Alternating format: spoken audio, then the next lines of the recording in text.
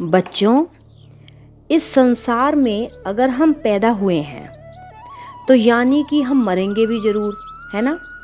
ये एक सच है जिसे हम कभी बदल नहीं सकते। ऐसा तो नहीं है कि हम पैदा तो हो गए लेकिन हम कभी मरेंगे ही नहीं।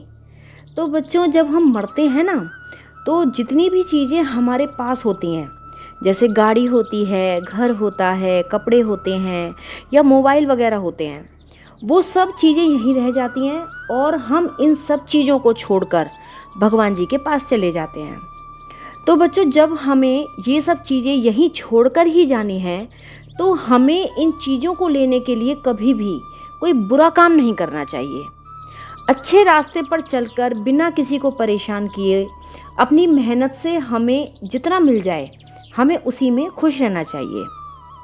क्योंकि बच्चों, जब हम भगवान जी के पास जाते हैं ना, तो भगवान ये नहीं देखते कि हमारे पास कितनी बड़ी गाड़ी थी या कितना बड़ा घर था या कितना महंगा मोबाइल था या कितने महंगे कपड़े थे।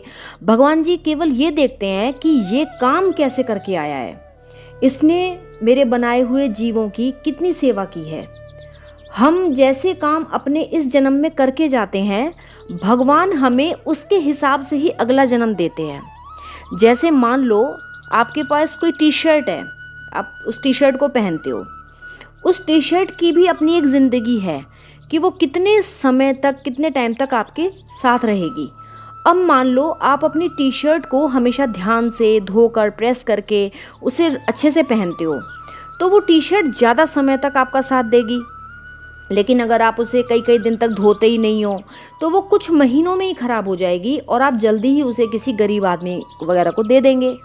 लेकिन अगर मान लो आप उसे कभी भी धोते ही नहीं हो, हमेशा उसे गंदा रखते हो, तो कुछ दिन बाद वो कपड़ा इतना गंदा हो जाएगा कि फिर वो कपड़ा किसी को देने लायक नहीं बचेगा और आप उसे यूं ही कूड़े में फेंक दोगे। तो इसी तरह बच्चों, जब हम भगवान जी के पास जाते हैं, तो वो हमारे कर्म देखकर हमें अगला जन्म देते हैं।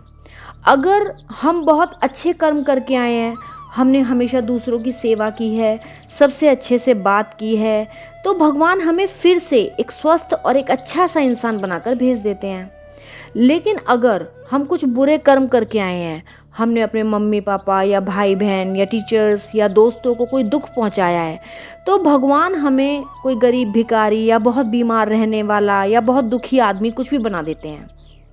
और अगर हम बहुत ही बुरे कर्म करके आए हैं, मतलब हम अपने स्वार्थ के लिए या केवल अपनी जीभ के टेस्ट के लिए दूसरे जीवों की हत्या की है अगर हमने, तो भगवान हमें किसी नाली का रेंगता हुआ कीड़ा बना देते हैं। बच्चों, मान लो आपके पड़ोस में रहने वाले कोई अंकल हैं, वो आपको कोई बिना किसी बात के बहुत ज़ोर से थप्पड़ मार देते हैं, तो आपको कैसा लगेगा? आपको बिल्कुल अच्छा नहीं लगेगा ना। आप उनसे फिर कभी बात नहीं करोगे और आप जब भी उन्हें देखोगे, आपको उन्हें देखते ही गुस्सा आ जाएगा कि इन्होंने आपको बेवजह थप्पड़ मारा था।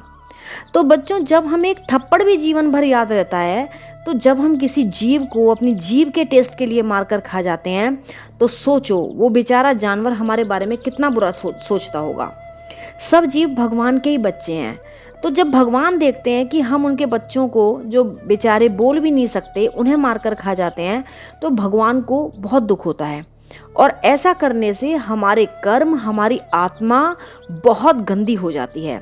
तो इसलिए बच्चों, हमें हमेशा ऐसे काम करने की कोशिश करनी चाहिए जिससे दूसरे जीवों को अच्छा लगे, उनके दुख, उनकी परेशानियां कम हो जाएं और हमारे कामों से समाज में एक अच्छा सा माहौल बन जाए।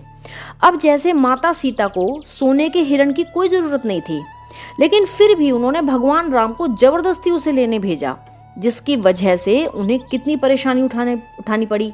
जब रावण उन्हें उठाकर ले गया, तब उन्हें महसूस हुआ कि उस सोने की हिरण की तो उन्हें ज़रूरत ही नहीं थी, बल्कि उन्हें तो बस अपने प्रभु राम चाहिए थे। तो इसी तरह से बच्चों, जब हम महंगी गाड़ी, महंगा घर, महंगा मोबाइल लेने के लिए कोई गलत रास्ता चुन लेते हैं, तो बाद में हमें बहुत दुख उठाने पड़ते हैं। इसलिए बच्चों, हमें अगर जीवन में खुश रहना है, तो हमारे पास एक तो कम से कम सामान होना चाहिए। फिर हमें अपने जीवन को थोड़ा सरल बनाना चाहिए और हमें खूब मेहनती होना चाहिए और हमेशा अच्छे काम करते रहने चाहिए। ठीक है बच्चों? तो चलो, अब मिलते हैं हम अगली कक्षा में।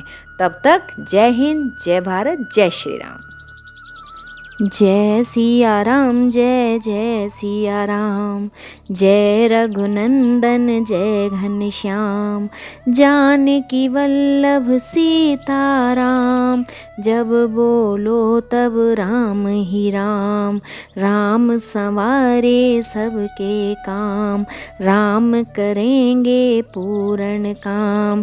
जय सिया राम, जय जय सिया राम, जय सिया राम, जय जय हनुमान।